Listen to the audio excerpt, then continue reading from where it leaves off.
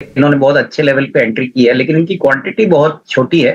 तो मैं समझता हूँ कि इनको थोड़ा-सा अगर ये कम से कम और 1 साल भर का नज़रिया देते हैं, तो इनका रिस्क रिवॉर्ड काफ़ी अच्छा होगा क्योंकि काफ़ी बड़े ऑर्डर्स कंपनी को मिले हैं। अभी विंड एनर्जी को देखें तो काफ़ी अच्छे अनाउंसमेंट्स गवर्नमेंट ने भी किए हैं। तो जो टर्नअराउंड शुरू हो चुका है सुज़लॉन का, वो आगे भी मोमेंटम आपको देखने को मिलेगा।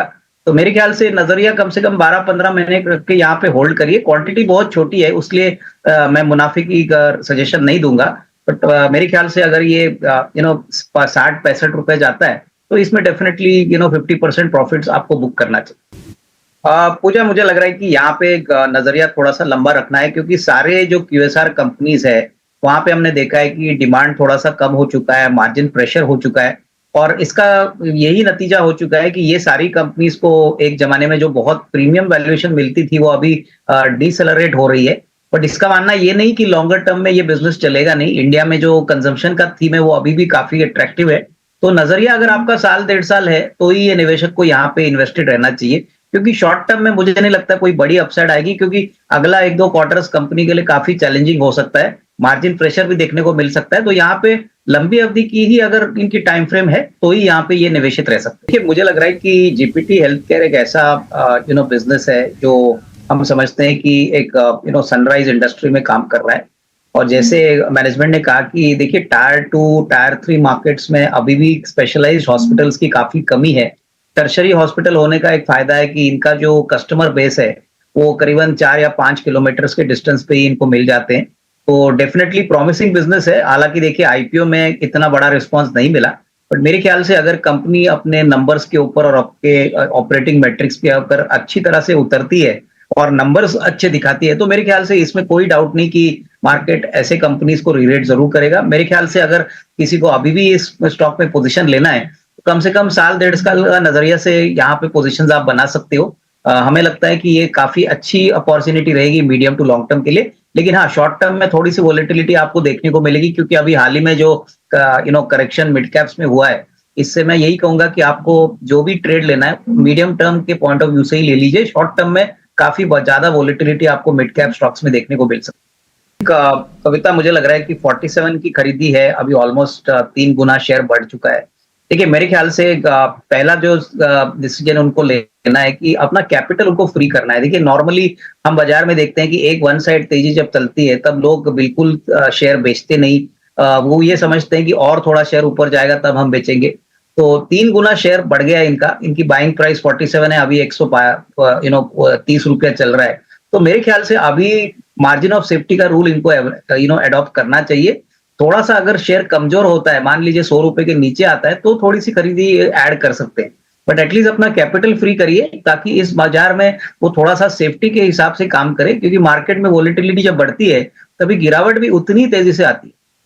नहीं, मेरे ख्याल से देखिए अगर इनका नज़रिया कम से कम अगले 12-15 महीने का है, तो बीएचईएल में ये निवेशित रह सकते हैं। सबसे बड़ी बात बीएचईएल की ऑर्डर बुक बहुत ही स्ट्रॉन्ग लेवल पे है। एग्ज़ीक्यूशन भी हमने देखा है कि पिछले 2-3 क्वार्टर से बहुत बढ़िया तरीके से एग्ज़ीक्यूशन चल रहा है और अभी इलेक्ट्रिक व्हीकल को लेके काफ़ी बड़े इन्वेस्टमेंट्स बीएचईएल करने वाला है।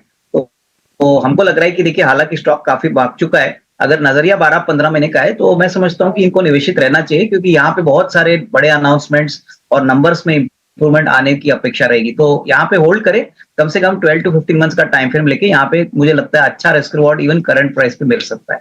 जैसे देखिए यूनाइटेड फास्फोरस या यूपीएल की बात करें या सारे एग्रोकेमिकल कंपनीज की बात करें, तो सारी कंपनीज के नंबर्स इस बार नरम आ चुके हैं क्योंकि पूरी एग्रोकेमिकल इंडस्ट्री में प्रॉब्लम था। एक्सेस इन्वेंट्री सिस्टम में हो चुका था, लेकिन पिछले 2-3 महीनों से हमने मार्केट से सुना है कि इन्वेंट्री जो एक्सेस मार्केट में हो चुकी थी, वो एब्जॉर्ब हो चुकी है और आने वाला साल दैट इज़ नया सीज़न जब शुरू होगा, तभी मेरे ख्याल से बाउंस बैक आने की काफ़ी स्ट्रॉन्ग पॉसिबिलिटी है। देखिए यूनाइटेड फास्फोरस ग्लोबली काफ़ी वेल एस्टैब्लिश्ड प्लेयर है, इंडिया में तो काफ़ी बड़ा काम है इनका। तो मुझे लग रहा है कि करंट प्राइस में सब कुछ जो नेगेटिव है, वो ऑलरेडी फैक्टर्ड इन हो चुका है। तो यहाँ से मुझे नहीं लगता कोई बड़ी गिरावट और आएगी। तो नज़रिया अगर आपका साल, डेढ़ साल का है, तो यहाँ पे निवेशित रहिए। हो सके तो थोड़ा-सा एवरेज भी कर सकते हैं, लेकिन नज़रिया थोड़ा-सा लंबा रखिए, क्योंकि जब बाउंस आएगा तब वो बाउंस भी इक्वली शार्प होगा। बट कंपनी फंडामेंटली स्ट्रांग है, इसमें कोई डाउट नहीं। थोड़ा-सा टाइम आपको यहाँ पे स्पेंड करना ज़रूरी है।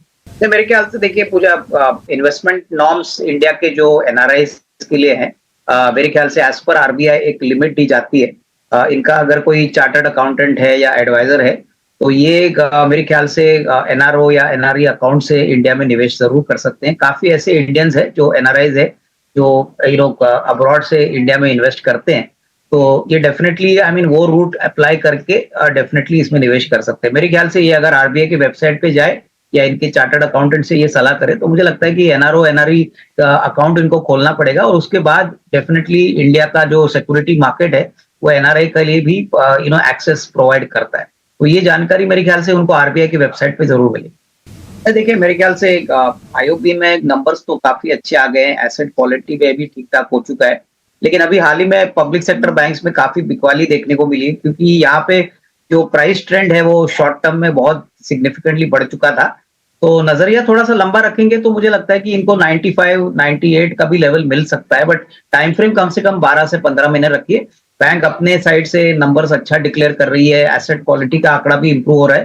तो ये ट्रेडिंग व्यू नहीं है, बट अगर इनका नज़रिया कम से कम 12-15 महीने का है, तो यहाँ से अच्छा रिस्क रिवॉर्ड बन सकता है, तो होल्ड करने की राय रही। नहीं, देखिए प्रशांत, टेक्समैको रेल और टेक्समैको इंफ्रा जो है वो पहले एक ही कंपनी हुआ करती थी।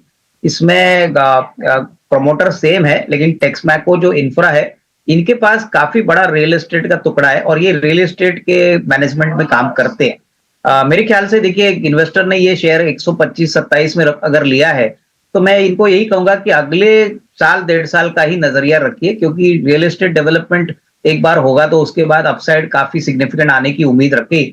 यहाँ पे अभी तक तो कोई बड़ा प्रोजेक्ट कंपनी ने अनाउंस नहीं किया है, बट लैंड बैंक इनके पास काफ़ी अच्छी है और जैसे-जैसे ये आगे मोनेटाइज करेंगे, इसका फ़ायदा कंपनी को मिलेगा।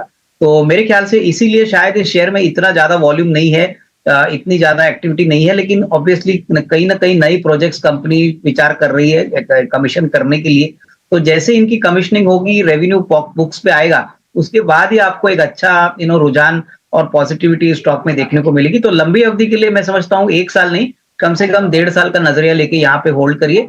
अच्छा पैसा बनेगा, लेकिन यहाँ पे लॉन्ग टर्म निवेशक की तरह इनको इन्वेस्टेड रहना पड़ेगा।